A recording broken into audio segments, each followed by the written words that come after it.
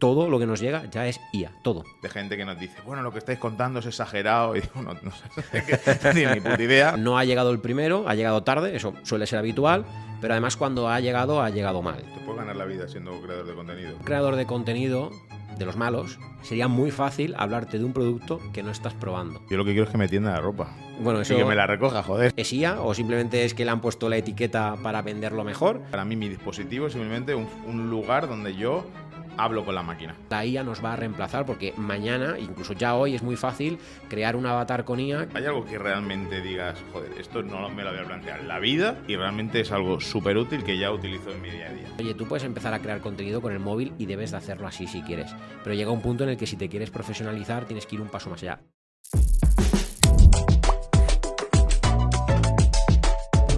Muy buenos a todos y a todas, bienvenidos una semana más a Automatizados. Soy Juanjo Milla, el presentador de este podcast, y hoy, por primera vez en nuestro estudio, recibimos a un creador de contenido. Hoy vamos a hablar de la tecnología del día a día, de esos gadgets que nos prometen hacernos la vida más fácil, y algunos no lo hacen, y de cómo la inteligencia artificial pues está pasando de ser un algoritmo invisible o llevarlo a herramientas como ChatGPT o Gemini a ser algo que podemos llevar puesto en la muñeca o en unas gafas, ¿no? Hablamos de esos wearables que incorporan inteligencia artificial. Que, bueno, para que yo veáis que también estoy a la última en esto, no solamente en tema algoritmo y software, pues también tengo mi Ray-Ban Meta que hablaremos en el episodio de hoy. Y bueno, para entender esto de los gadgets que incorporan inteligencia artificial, pues necesitamos a alguien que no solo use la tecnología, sino que la viva, la pruebe y sobre todo que la cuente con una claridad. Y por eso hoy recibimos en este episodio a David. Muy buenas, Juanjo. David Avellán. Bueno, aparte, voy a hacer una pequeña intro de David. Ya luego os contaré que somos muy buenos amigos, nos conocemos desde hace mucho tiempo. Pero bueno, David, David Avellán, él es creador de contenido. También os pongo el apellido por si luego lo queréis buscar en sus canales, David Avellán.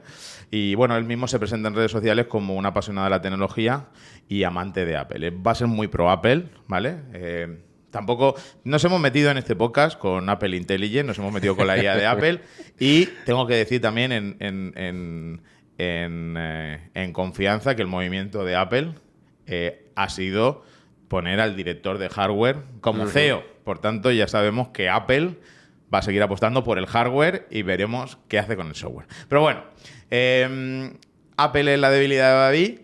Así que ahora veremos por qué. Y bueno, David ha conseguido consolidar una comunidad bastante amplia, pues gracias al enfoque que tiene en esto sobre la tecnología. Actualmente pues cuento con una audiencia de más de 55.000 suscriptores en YouTube y supera los 24.000 seguidores en TikTok.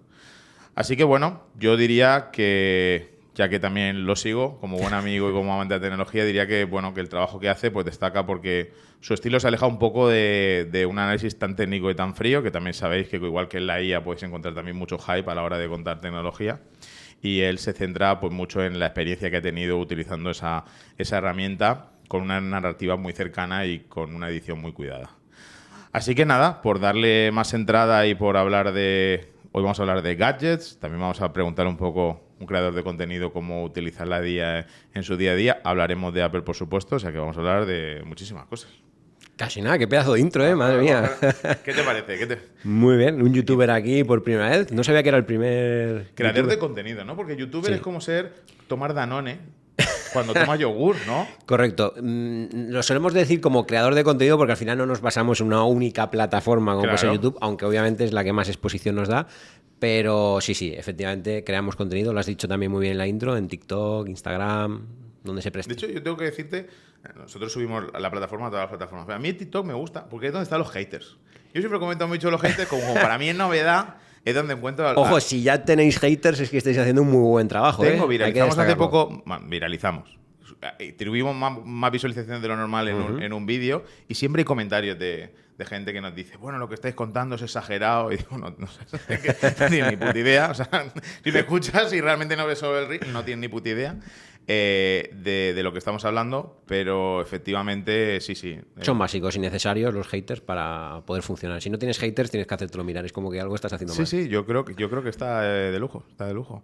Bueno, pues vamos a por la estructura que le hemos dado al episodio de hoy, vamos a hablar un poco, antes de entrarnos en el mundo de los gadgets, Apple y otras compañías, como creador de contenido. Entiendo que la inteligencia artificial está muy presente en ti. Sí, además creo que de las formas más básicas de entender, yo que os escucho aquí en el podcast y habéis traído invitados súper interesantes de cosas que técnicamente son muy complejas y que ayudan a optimizar tiempos, a reducir costes en caso de empresas. Yo lo que hago es la parte más mainstream de cómo yo utilizo la IA, de la parte más sencilla, pero que a mí me facilita mucho a la hora de crear contenido, tanto previamente como incluso posteriormente, habiendo ya creado el contenido. Así que te puedo decir que sí, está muy presente en mi día a día. ¿Qué tipo de herramientas normalmente utilizas para editar o para crear contenido o para generar ideas? Principalmente utilizo la suite de Gemini porque, primero, en la previa yo lo que intento es validar, que también podríamos hablar de que eso es IA, con herramientas tipo VidIQ o cosas parecidas, validar si mi idea tiene sentido en YouTube. Una idea, antes de hacer el packaging, ¿no? Entonces lo que me ofrece son lo que se llaman los outliers y básicamente lo que hace es buscar qué vídeos en esa temática están funcionando por encima de la media y a mí eso me sirve de otros canales y de otra, por ejemplo, de habla americana, para saber si mi idea va a tener un impacto alto. Y luego ya viene la parte en la que, una vez he validado la idea, empezamos la generación y a mí me ayuda mucho la IA, especialmente Gemini, a enfrentarme al papel en blanco, ¿no? Yo lo que hago mucho es, bueno, pues ¿qué voy a hablar? Por ejemplo, ahora estoy sobreviviendo, ¿no? Como sabes, 21 días a un Samsung. Entonces, bueno, lo que estamos haciendo es, me establezco los bullet points de lo que quiero hablar durante esos 21 días e intento con Gemini, por ejemplo, trazar un storytelling o trazar oye, ¿cómo podemos hacer que esta historia de cómo yo lo vivo tenga una narrativa más atractiva para la audiencia? Porque al final nos debemos a la audiencia y a quien nos ve o nos escucha, ¿no? Entonces yo directamente le paso los bullet points a Gemini, me genera una idea más que de guión, de historia a seguir, como si fuera el índice de mi historia, y luego, bueno, pues le doy mi forma, con mi locución, con cómo lo hablo. Y eso es quizá la parte más sencilla. Luego, una vez que tengo el vídeo, me parece que me optimiza mucho los tiempos toda la parte de copy, que a mí se me hace muy bola en el día a día. Al final, cuando haces un vídeo, obviamente la parte quizás menos importante es todo lo que tenga que ver luego con la distribución, con el SEO, aunque en otras cosas sé que es lo más importante, en YouTube no premia tanto. Entonces, claro, etiquetas, descripción, optimizar esa descripción, enlaces de producto, todo eso me lo ofrece también herramientas como Gemini, aunque he utilizado también Copilot en alguna ocasión o ChatGPT. Y luego la última parte donde también está muy presente en mi flujo del día a día de la IA es en la generación de imágenes. Justo vengo además esta semana de una reunión porque he tenido una auditoría de canal y me han dicho que me aleje un poco de la generación de imágenes para las miniaturas, pero es verdad que la utilizo a día de hoy bastante, aunque de una forma muy sutil, ¿no? Lo típico, pues siempre pongo el ejemplo, hay una miniatura muy llamativa en el canal que es una imagen mía sosteniendo un Apple Watch y el Apple Watch está totalmente inundado de barro. La imagen es 100% real, pero el barro es a través de Nano Banana. Entonces, claro, ese tipo de acercamiento a mí me viene muy bien, pero bueno, me tengo que alejar un poco de esas imágenes que estamos viendo todos hoy que pueden parecer reales, pero que por el contexto de lo que te están mostrando, oye, pues un avión no está en llamas, ¿vale? O sea, yo he utilizado un avión que está medio en llamas, pues eso en la vida real nos aleja, ¿no? de lo que puede pasar realmente. Entonces, bueno, ese es un poco el mapa de mi flujo de trabajo integrado en la IA. Uh-huh. Y entrando ya en tu trabajo de manera concreta en esas pruebas que haces de dispositivos, uh-huh. ¿Cómo, por comenzar, por darnos un panorama global, ¿no? Yo, evidentemente, cuando vemos tus vídeos, presentas de todo tipo, ¿no? De hecho, el foco es la cuestión de gadgets, ¿no? Así, de dispositivos electrónicos que pueden venir desde una batería uh-huh. hasta un móvil, hasta una tablet, un reloj inteligente, los anillos inteligentes. Sí. ¿Cómo has notado tú desde que comenzaste a introducirte como creador de contenido en el mundo de la tecnología hasta ahora? ¿Cómo tú ves la IA presente dentro de estos dispositivos? Yo aquí separaría, veo claramente que está presente, pero también es verdad que siento que el mercado tiene un empeño brutal por ponerle el apellido IA a todo. El otro día leía un artículo de una vitrocerámica que por IA era capaz de detectar dónde está la sartén para encender. Es como, vamos a ver, eso es un sensor, tampoco podemos llamar IA a todo, ¿no? Ahora. Entonces eso por un lado, pero sí que es verdad que ahora todo lleva algún tipo de función inteligente, que en muchos casos tiene más sentido o en otros casos tiene menos sentido, pero que cuando antes, no sé, hablar de un frigorífico con IA era algo que parecía de ciencia ficción, hoy cualquier nevera, cualquier lavadora, hasta un secador de pelo, cualquier cosa de tu día a día, lo que hemos visto en el sector tecnológico y especialmente en cualquier gadget que yo analizo es que todo lo que nos llega ya es IA, todo. Tenga más sentido o menos, que eso podría ser otro debate, pero es un apellido que ha llegado, creo yo, para quedarse en cualquier tipo de dispositivo. Antes hemos adelantado que tu marca preferida, hablaremos hoy de marcas o de dispositivos más que de marcas. Tu marca preferida es Apple. Sí. Nosotros aquí hemos dicho en el podcast que la verdad es que Apple, a nivel hardware, yo ya pasé, ya veis cuando veis el vídeo, veis que todo a nuestro alrededor es Apple, Mac, iPhone. Decidí no tener Apple Watch porque las notificaciones me mataban y ya en la vida estoy demasiado notificado. Pero, eso se puede gestionar. Pero sí, hombre, sí, quitándolas. Pero no, me fui a algo más simple. Pero Apple, algo que si nos vamos a la palabra ahí, algo que no tira, joder, Siri es un poco tonta o tonte. Un poco no, puede oye, qué inclusivo. Claro, o sea... Puedes decirlo con nombre y apellidos y creo que tampoco hay que escondernos. Yo soy un fan de Apple, pero cuando nosotros hablamos de fanboy, creo que hay que saber interpretar la palabra fanboy. A mí me gusta Apple, pero obviamente no todo es perfecto y hay cosas que no se hacen bien. Claro, también está que todo esto siempre es desde mi prisma, ¿no? Desde mi opinión, desde mi forma de ver. Entonces, obviamente, Apple siempre, y por poner contexto a la audiencia, se ha caracterizado, uno de los principales eslogans no escritos es que, vale, no va a llegar el primero, pero cuando llega lo hace bastante perfecto en general. Con la IA ha pasado algo que no estábamos acostumbrados y es, vale, no ha llegado el primero, ha llegado tarde, eso suele ser habitual, pero además cuando ha llegado mal. ¿Y por qué quiero decir esto? Obviamente, cuando nace Siri, prácticamente no había un asistente de voz y, bueno, funcionaba como funcionaba, pero claro, ha avanzado todo tantísimo que mantener esa Siri de antaño no tiene ningún sentido y funciona francamente mal. El primer movimiento fue permitir la integración de ChatGPT a través de su asistente, donde tú le puedes dar permiso, incluso vincular tu cuenta de pago de ChatGPT y funcionar con ChatGPT y mucho mejor, pero sigue sin tener un contexto porque no está del todo integrada en el sistema operativo. ¿Qué han hecho y qué va a pasar? Pues que, como es, y creo que aquí también en el podcast lo habéis anunciado, ha llegado a un acuerdo con Google para integrar Gemini. Esperamos que ahora tiene que tener lugar el día 8 de junio, si no me falla mal la memoria, la WWDC de Apple, donde presentarán todos los sistemas operativos.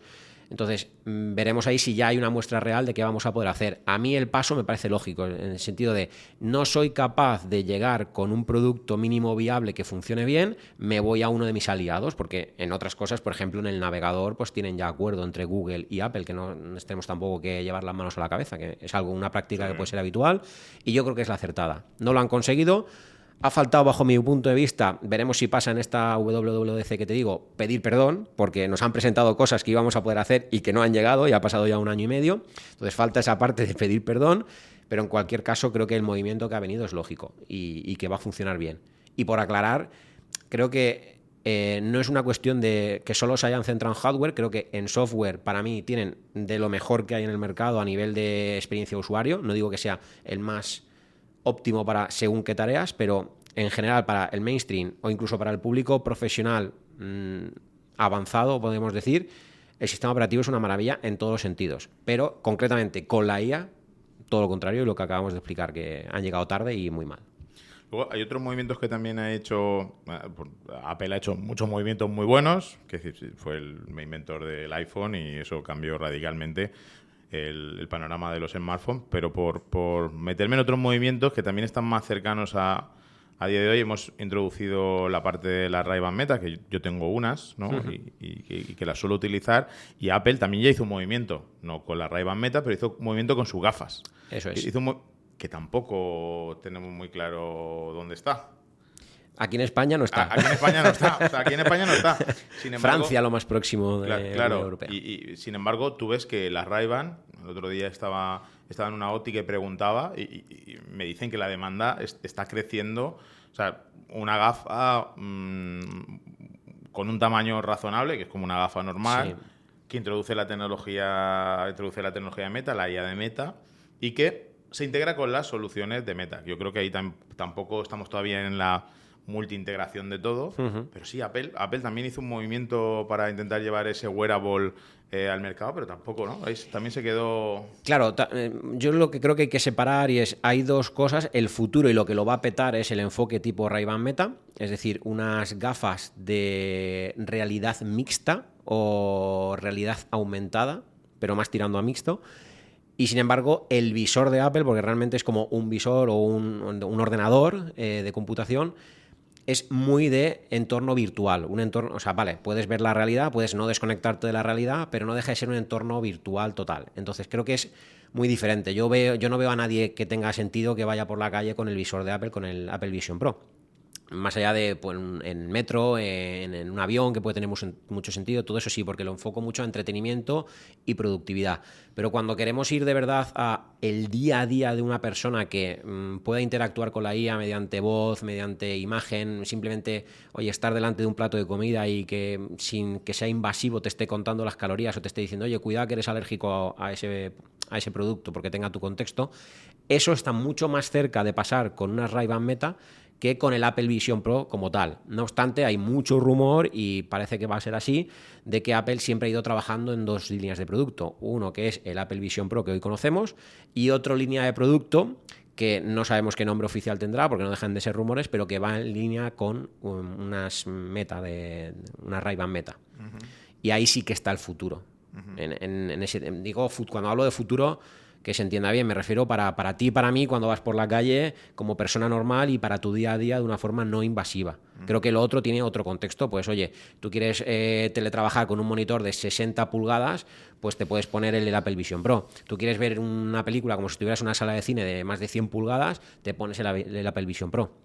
Pero oye, tengo una reunión, no me puedo desconectar de la realidad, estamos aquí donde hay más personas trabajando, este tipo de contextos, y necesitas esa ayuda, unas Ray-Ban Meta o lo que llegue el día de mañana de Apple, se llame como se llame, es lo que tiene más sentido, en mi opinión nuevamente. Y luego, por hablar de otro movimiento de Mac, y por salir también del mundo Apple, pero que también se abre una buena cuestión con el tema de la IA. Max ha sacado un nuevo modelo de Macs que se llama el Mac Neo, que lo que hacen es bajar el precio, ¿no? Pero yo te lanzo una pregunta más allá. Yo utilizo mi Mac, pero yo siempre le digo a todo el mundo, a mis clientes cuando veo o cuando hago un curso, le digo, mira, yo mi Mac mañana se me rompe, me lo roba y no pasa nada. Yo me compro otro y para mí mi dispositivo es simplemente un lugar donde yo hablo con la máquina. Porque tengo que hablar de alguna forma, entonces tengo un teclado, tengo un ratón, pero todo lo que tengo para mí está en la nube. 100%. Me rompería un poco la carpeta de descargas, pero al final me lo he descargado de la parte de la nube, ¿no? Correcto. Entonces, yo mi Mac no lo utilizo para nada más que ser un soporte donde la entrada a hablar con el cloud. Mac Neo también es un movimiento hacia eso, porque realmente, y eso también es una pregunta que te quería decir, en un mundo donde todo es nube y todo es IA, porque realmente ahora utilizamos la IA para todo, es decir, para generar la imagen, una IA, para escribir, una IA. Antes necesitamos grandes RAMs, grandes de todo, porque tú instalabas el local softwares y necesitabas tener una gran capacidad en tu ordenador. Pero ese movimiento de Mac hacia sacar ese ordenador, más allá de intentar llegar a otro tipo de público, no es porque estarán priorizando nube, IA y quizás el hardware deja de... la característica del hardware deja de tener más sentido a... Oye, tenemos nube y... A ver, yo aquí lo que creo es que, uno, la gente tiene que empezar a ser consciente de que la manera más adecuada de trabajar hoy en día, salvando las particularidades de alguna cuestión en concreto, es como tú lo has enfocado. O sea, al final no tiene ningún sentido trabajarlo todo en local, en un Mac, en un Windows, llámalo como quieras, en el ordenador que sea. Tiene sentido trabajar con toda la nube, que te pasa mañana algo, lo que dices tú, o necesitas acceder a tu información desde cualquier otra punta del mundo y no llevas el equipo, acceder a la nube, creo que es la forma más adecuada hoy en día y más eficiente de trabajar. Dicho eso, yo no sé exactamente cuál es el motivo de Apple, pero realmente creo que al final, por mucho que trabajes en la nube, tú necesitas una máquina física, un hardware, para poder mover un dispositivo. Es decir, por mucho que quieras trabajar en la nube, qué sé yo, con un editor de vídeo, al final necesitas el poder computacional del equipo también para que todo eso funcione. Entonces, el MacBook Neo llega para, bajo mi punto de vista, romper un poco el mercado y permitir que mucha más gente acceda a probar el entorno y el ecosistema de Apple, que es una de las cosas que los que estamos dentro tanto valoramos, y más allá del cachondeo, por lo que yo tanto estoy pasándolo mal, entre comillas, que se entienda, en estos 21 días que llevo sin un iPhone en concreto, ¿no? Por la parte del ecosistema. Entonces, ¿qué es lo que haces con esto? Es, hoy en día tienes un Mac que con esa rotura de mercado que hicieron al introducir los Apple Silicon, los chips propios de Apple, consiguen tener mucho poder computacional en equipos que no se calientan, que son más pequeños, que son más eficientes, etcétera, pero claro, no dejan de ser costosos para el público general. Tú dile a un estudiante que para trabajar con su carpeta en la nube, que para hacer un pequeño proyecto en Canva o que para editar un pequeño reel del fin de semana con, yo qué sé, con CapCut, se gaste pues mínimo 1.200 euros de partida aproximadamente, que cojan con pinzas el precio, en un MacBook Air, que sería el más económico hasta la fecha. No tiene sentido, no todo el mundo necesita tanto hardware. Entonces, ¿qué hace Apple? En mi opinión, muy acertadamente, oye, vamos a reducir al mínimo viable el producto, con que el usuario pueda tener una experiencia mínimamente perfecta. Es decir, oye, ¿qué necesitas? Pues un buen teclado que funcione bien, una buena autonomía de batería, una buena pantalla, un buen procesador, y vamos a intentar lanzarlo al mercado quitando todo aquello que no puedas necesitar físicamente, porque al final es para lo que has mencionado, ¿no? De trabajar en la nube, etcétera, y lo sacamos y a ver qué pasa. Y ha pasado que lo ha petado. Y además, soy una persona, el vídeo concretamente que hice del MacBook Neo, que obviamente tenía que probarlo, se ha convertido en uno de los vídeos que va camino de ser de los más vistos del canal, que está funcionando muy bien y que además a mí me ha impactado mucho, me ha sorprendido mucho decir, oye, ¿cómo puede ser que un producto a priori tan bajo de especificaciones cumpla tan bien? Y es que incluso he llegado a poder exportar un clip de vídeo exactamente como yo lo grabo, en logarítmico, en tasa de 10 bits, es decir, vídeos que pesan un montón, lo he podido exportar a modo prueba. Obviamente no está pensado para gente como yo. Pero bueno, por resumir tu pregunta, que al final es un movimiento, insisto, en mi opinión, muy acertado para acercar a las personas a que entiendan que efectivamente tiene más sentido trabajar en la nube y que a nivel de hardware con tener un mínimo producto viable es suficiente siempre que cumpla con tus expectativas. Uh-huh. En el mundo de los gadgets, estamos hablando de todo el apartado Apple, pero en general, en el mundo de los gadgets también hay mucha incertidumbre, igual que en el mundo de la IA, ¿no? Hay muchas cosas ocurriendo, en los gadgets, aparatos electrónicos hay de todo, baterías hay de todas, relojes ya hay de todo de todo, ¿no? Y de hecho, dentro de todo y de todo, pues es que hay de todo. Botellas de agua que son inteligentes, sí. Hay cámaras que son para mascotas, hay de todo. Yo te quiero hacer dos preguntas relacionadas con esa. La primera es, oye, ¿cómo identificamos realmente el gadget que se adecua a nosotros? ¿Vale? Y luego la segunda cuestión que te lanzo de seguida es, oye, de todo lo que tú has probado, ¿hay algo que realmente digas, joder, esto no me lo voy a plantear en la vida y realmente es algo súper útil que ya utilizo en mi día a día? Más allá de los gadgets que utilizamos todos, reloj, móvil, etcétera. Pues empiezo por esta última y es, en realidad... me sorprenden cosas, sí, pero tampoco ha llegado nada a mi vida que haya sido una revolución como tal. En la última temporada, y tú estás siendo consciente de ello porque lo hemos probado, ha llegado a mis manos un gadget que se encarga de traducción en tiempo real, que obviamente, y lo comentamos, esto ya lo puedes hacer con unos AirPods, esto ya lo puedes hacer con la Ray-Ban, ¿ok? Pero en mi caso, por ejemplo, sí que es algo que me va a facilitar mucho la vida porque yo el nivel que tengo de idiomas es muy bajo. Y en mi mundo, en muchas cosas, es muy necesario a la hora de viajar. Entonces, es algo que de verdad lo voy a usar poco, pero cuando lo use ese poco, me va, entre comillas, salvar la vida. Entonces, eso es un gadget que, para mí, aunque ha sido un regalo de la marca, yo sí invertiría ese coste, pues esos 400 y algo euros que vale, porque realmente va a ser algo revolucionario en mi día a día. Pero luego, hay otro tipo de gadgets, no sé, una lavadora, ¿no? Pues el otro día, porque estoy pensando a lo mejor si conviene cambiarla, y veía que hay lavadoras que ya son capaces de detectar si la ropa está más sucia o menos sucia, qué tipo de tejido es, y cuánto dosificar el jabón y cuánto dosificar suavizante y la temperatura del agua. Y es como... Sí, yo lo que quiero es que me tienda la ropa. Bueno, eso, y que me la recoja, joder. Eso es lo que quiero yo. Eso vas a tener que esperar al robot de Elon Musk, que no me acuerdo el nombre, y que comprarte uno. Pero a lo que voy es... mi pregunta, y eso enlaza con la primera de qué tenemos que hacer para cómo elegir ese gadget, es ¿yo realmente necesito eso? O sea, es decir, ¿yo realmente necesito una lavadora que, más allá de que dosifica automático el jabón, que eso puede estar bien a nivel de eficiencia, ¿no?, y ecología, pero yo necesito algo que, o sea, no tocar el botón de la temperatura de la lavadora de verdad o no? ¿Va a tener un sobrecoste muy elevado o no tener eso? ¿Va a afectar sobre la durabilidad de la ropa o no? O no, claro. Todo ese tipo de preguntas son las que cualquier usuario se debe hacer. Y te lo dice uno que tiene la billetera fácil en cuanto a, eso me gusta, me lo compro. Pero para el público general yo siempre digo, tenemos que ser muy conscientes de cuando vamos a comprar, no comprar cosas por encima de lo que necesitamos. Entonces, la primera pregunta que se tiene que hacer una persona es, primero, ¿la etiqueta que lleva de IA es porque de verdad... ¿es IA o simplemente es que le han puesto la etiqueta para venderlo mejor? Porque muchas veces llevará la etiqueta para vendértelo mejor y cobrarte un poco más. Y lo segundo, ¿qué voy a hacer yo con ese producto? Ese ordenador, ese móvil, ese reloj, ese accesorio. Realmente es algo que no puedo hacer con otro. Realmente me ofrece más durabilidad, lo que has dicho tú, más garantía de un buen uso. Por ejemplo, yo lo digo siempre, las baterías es uno de los productos más delicados, o uno de los complementos, mejor dicho, más delicados de cualquier dispositivo, de una tablet, de un móvil. Oye, ¿voy a acceder a un gadget para cargar la batería cualquiera? Pues no, pues tienes que buscar un producto que cumpla con las expectativas, ¿no? Entonces, yo intento utilizar mucho esa filosofía cuando se trata de comprar un producto. Pero principalmente, y que es muy relacionado con este programa, intentar que no me la cuelen con lo de... Es que lleva IA. Uh-huh. Que a lo mejor solo lleva un sensor de temperatura y ahora lo estamos llamando IA. No, es que este cargador te dice la temperatura de carga. Lleva IA. Bueno, lleva un sensor de temperatura.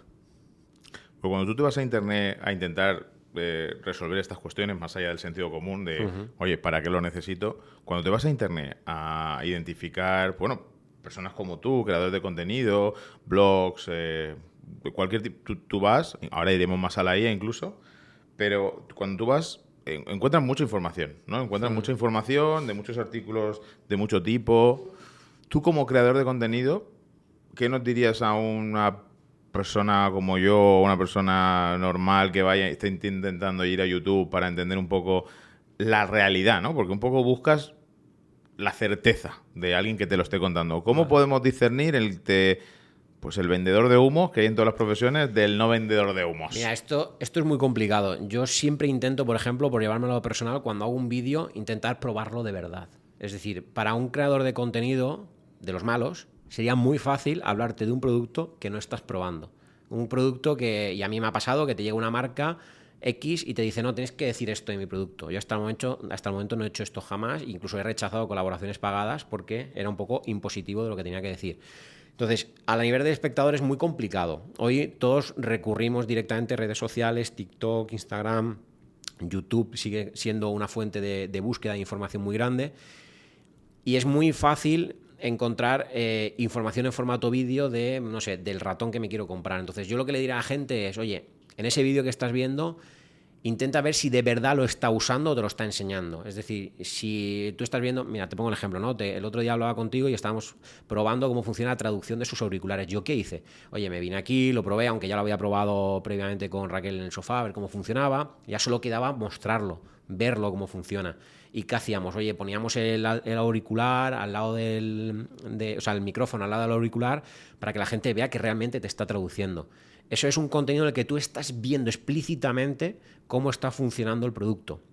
Y el siguiente paso es imaginarme, vale, yo soy una persona que está buscando información de ese producto, ya he encontrado un vídeo que, primero, si es una promo, me está anunciando de que es una promo, y segundo, aún así, lo está mostrando realmente en su flujo diario de trabajo cómo lo está usando. Vale, ahora me toca imaginarme a mí usando ese producto.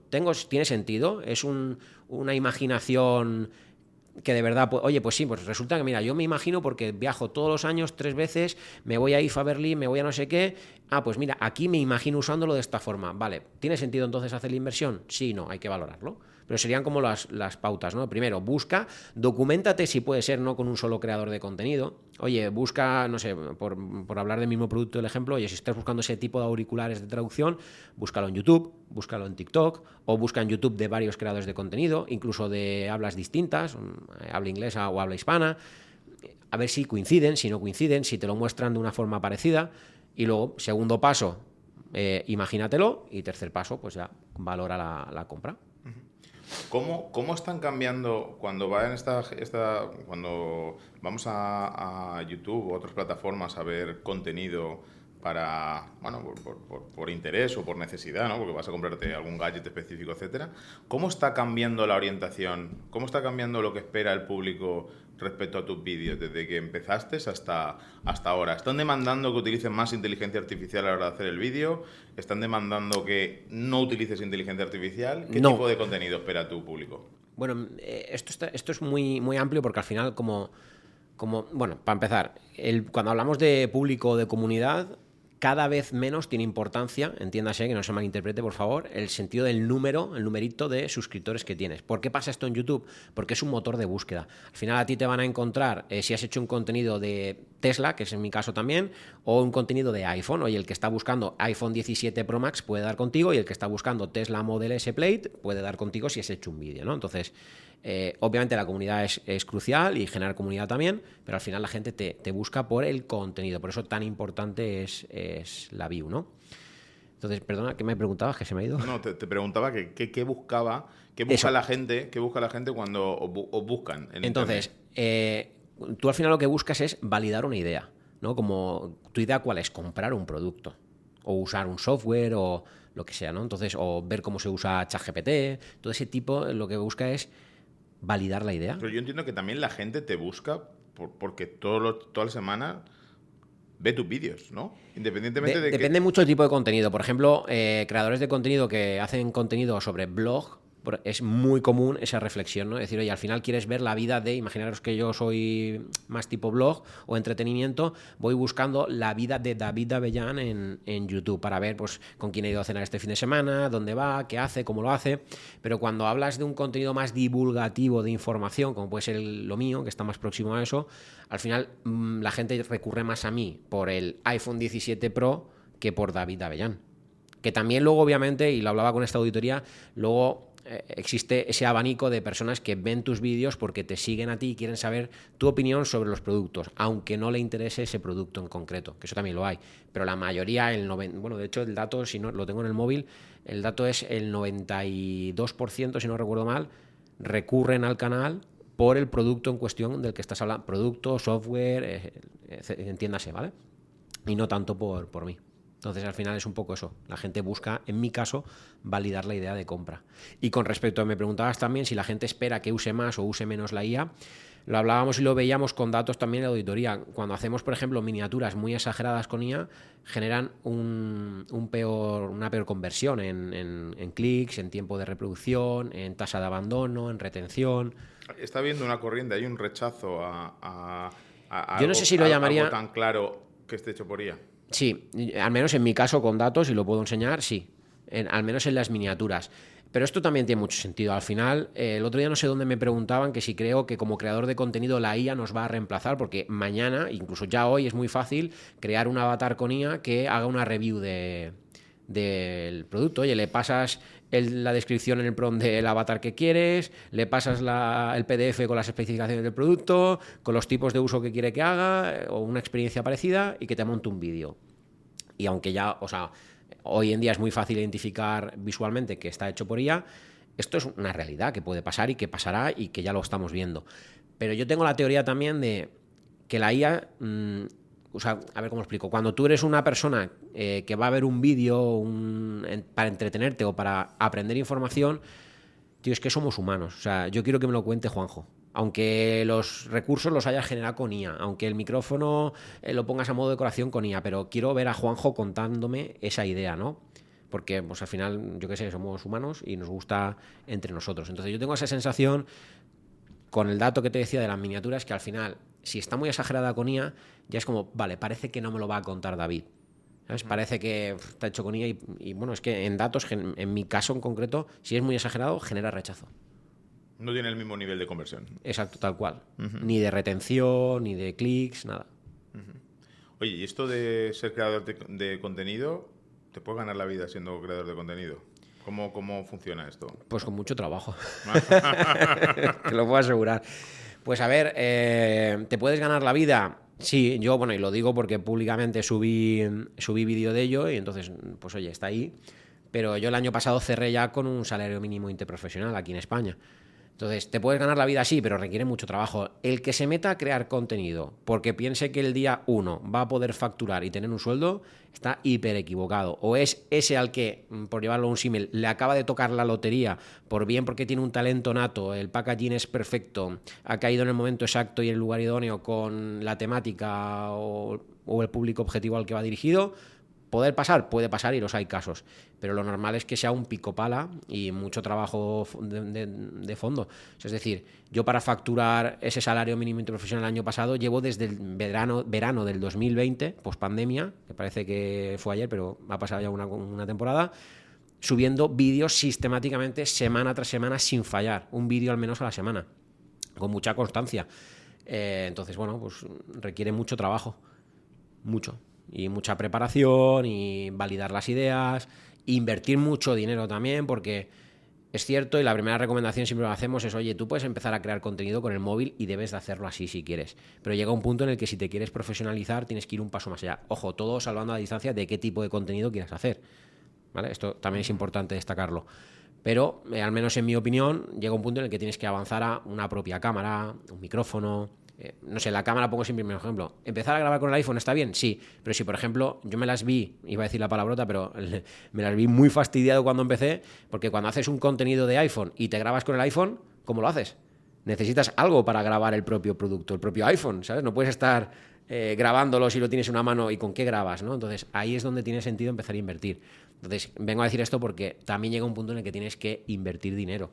O sea, yo aunque haya facturado eso el año pasado, yo no sé si saco la cuenta de todo lo que he gastado, sí empatado, ¿sabes? El ratio Orea, claro. total, ¿no? Porque, y por ir cerrando el episodio, yo te quería también hacer otra cuestión. Has contado cómo la IA te está haciendo cambiar pues, tu forma de trabajar, cómo te está ayudando a hacer los copies, cómo te ayuda a generar las ideas. Pero más allá de lo que tú ves ahora, ¿ves que la inteligencia artificial va a entrar en el área de creadores de contenidos de alguna manera concreta que realmente vaya a cambiar efectivamente lo que haces? ¿Hay alguna cosa que no hemos hablado? No recuerdo si lo hemos comentado como tal en el episodio, pero sí lo hemos hablado algunas otras veces, que es, por ejemplo, la inteligencia artificial en la parte de edición de vídeo, sí, que es donde realmente invertí mucho tiempo. Todavía no está cercano, ¿no? Pero tú, ¿dónde ves tú que efectivamente la IA podría cambiar? Justo ahí, o sea, justo en ese pequeño número, bueno, pequeño entre comillas, depende de cada creador de contenido, pero hay muchas labores de edición, de postproducción que a mí me facilitaría mucho la vida si las hiciera ya. Por ejemplo, Adobe Premiere, si no me equivoco, aunque yo uso Final Cut como herramienta de edición, ya te permite cortar los silencios. No siempre lo hace de una forma certera, porque a veces quieres tú provocar esa milésima de segundo de silencio para generar esa narrativa humana y que no parezca una máquina, pero ahí te puede ahorrar ya mucho tiempo, ¿no? Luego también, por ejemplo, estamos viendo que cada vez más hay herramientas que te fraccionan, y vosotros, por ejemplo, seguro que en podcast os vendría muy bien, te fracciona un vídeo largo en muchos shorts, que esto es algo súper común en formato podcast, ¿no? Entonces, ¿ha llegado? Sí. ¿Falta mucho? También. Aquí es donde pronto lo veré. Yo creo que más pronto vamos a ver los cambios, porque, por ejemplo, cuando tú te grabas con un plano totalmente centrado, funciona herramientas como Capte, por ejemplo, que es la que en su día pues, me patrocinó a mí y la que yo utilizo hoy en día. Funcionan bien, te cortan bien, te fraccionan bien, determinan bien en qué momento hacer el clip, pero por ejemplo este mismo podcast que estamos grabando ahora fallaría. ¿Por qué? Porque ni tú ni yo estamos centrados en el plano, porque somos dos personas, entonces como es un formato horizontal, luego no sabría elegir qué frame es el correcto para ponerte a ti centrado y que no se te vea solo un trocitín pequeño de cara, ¿no? Entonces ahí es donde ya ha llegado la IA, pero yo creo que es donde más pronto vamos a ver una revolución en ese tipo de ayuda a la edición, en ese tipo de herramientas que además presumen mucho de IA, porque además también es cierto que hacen ya un muy buen análisis de la transcripción, no solamente son capaces de transcribir, que yo ahí he notado un avance muy importante. Antes habían herramientas que transcribían un vídeo, sí, pero funcionaban francamente muy mal. Ahora este tipo de herramientas supongo que las han entrenado con modelos de lenguaje o tú entiendes más de la parte técnica. Han introducido modelos de IA directamente. Claro, porque ahora cuando yo digo la palabra iPhone, MacBook, tú has dicho antes MacBook Neo, todo eso antes, la palabreja que salía escrita en la transcripción era un horror y ahora, por norma general, la gran mayoría lo hace muy bien, ¿no? Entonces, ahí es donde los creadores de contenido estamos empezando a ver ese alivio, esa ayuda. Yo, ahora que lo mencionas, utilizo mucho la transcripción para pasársela a Gemini, que es lo que yo utilizo luego para el prompt, para el copy.